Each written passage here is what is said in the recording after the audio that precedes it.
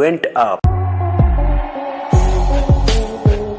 अपने मन पर काबू कैसे पाए, आइए एक कहानी के माध्यम से समझने की कोशिश करते हैं। एक बार एक व्यक्ति अपने काम से लौटकर घर आया और साथ में पनीर लाया और अपनी पत्नी को कहा कि आज मेरे लिए बढ़िया पनीर की सब्जी बनाना, क्योंकि आज मैंने बहुत काम किया है और मुझे बहुत ज्यादा भूख लगी है और मुझे कुछ बहुत अच्छा खाना है। उसकी पत्नी कमरे से बाहर आई और पनीर लिया और कहा कि बिल्कुल आप हाथ पैर धोकर तैयार हो जाइए, मैं आपके लिए बहुत ही स्वादिष्ट खाना बनाती हूँ।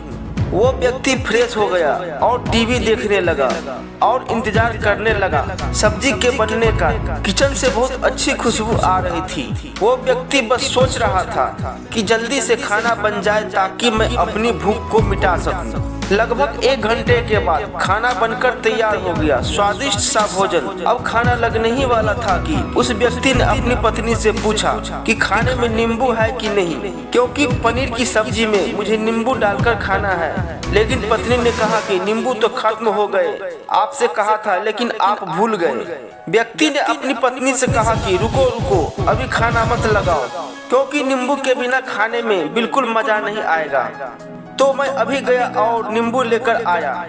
वो व्यक्ति वापस से कपड़े पहनकर तैयार हुआ और नींबू की पास वाली दुकान पर गया। जब वहां पर देखा तो नींबू नहीं थे। उसका दिमाग क्रोध से भर गया। उसने सोचा कि यार उसके पास नींबू नहीं है, चलो थोड़ी आगे वाली दुकान पर जाता हूँ, शायद वहाँ नींबू मिल जाएगा। वो थोड़ा और आगे गया लेकिन वहाँ पर भी नींबू नहीं मिले। अब उसने सोचा दूर की सब्जी मंडी चला जाता हूँ, वहाँ से नींबू लेकर आऊंगा, क्योंकि नींबू के बिना सब्जी में मजा नहीं आएगा। करीबन आधे घंटे के बाद वो करीब के सब्जी मंडी में पहुँचा। वहाँ पर उसे नींबू मिल गया और वो बहुत खुश हुआ कि चलो नींबू मिल गया और अब मैं घर जाऊंगा और सब्जी में नींबू डालकर अच्छे से सब्जी खाऊंगा। अब वह खुशी खुशी नींबू लेकर घर आया और अपनी पत्नी से कहा कि जल्दी से सब्जी गरम कर दो, रोटी गरम कर दो, ताकि मैं अच्छे से खाना खा सकूं।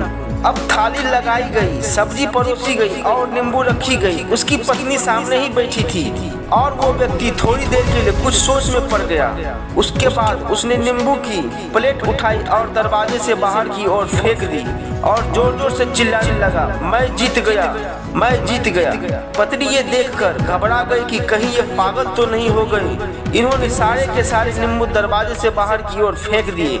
उस पत्नी ने उस व्यक्ति पर चिल्लाया और कहा कि आप पागल हो गए हैं, अभी तो इतनी देर तक नींबू के बारे में पूछ रहे थे और जब नींबू घर पर ले आए और खाने बैठ गए तो आपने इन नींबुओं को दरवाजे से बाहर फेंक दिया और अब चिल्ला रहे हो कि मैं जीत गया, मैं जीत गया। पत्नी पूछी, आप किस चीज में जीत गए, क्या हुआ?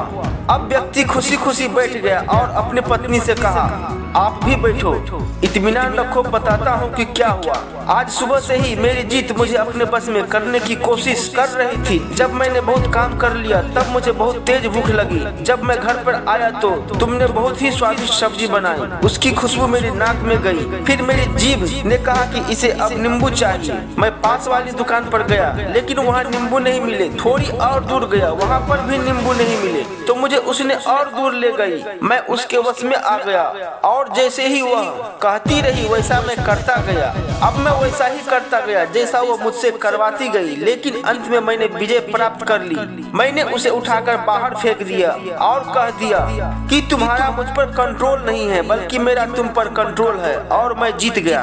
क्या आपको समझ में आया कि कैसे अपने इच्छाओं पर विजय प्राप्त करें? कई बार लोगों को शराब पीने की आदत लग जाती है और उस चक्कर में वो भटकते रहते हैं। यदि एक जगह नहीं मिलती तो दूसरी जगह जाते हैं, दूसरी जगह नहीं मिली तो तीसरी जगह जाते हैं। और अक्सर युवाओं के साथ ऐसा जरूर होता है कि वो शराब पीने के लिए बैठते हैं, सारी शराब खत्म हो जाती है, उसके बाद एक न एक व्यक्ति जरूर कहता है कि यार और चाहिए के चक्कर में शराब ढूंढने के लिए निकलते हैं। देर रात हो जाती है, वो भटकते रहते हैं। एक जगह नहीं मिलती तो दूसरी जगह जाते हैं, दूसरी जगह नहीं मिलती तो तीसरी जगह जाते हैं और अपने समय और अपने आप को बर्बाद करते रहते हैं।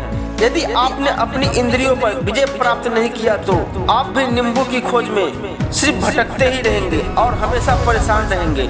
इसीलिए अपने इंद्रियों पर काबू पाइए और अपने जीवन को खुशी खुशी बिताइए।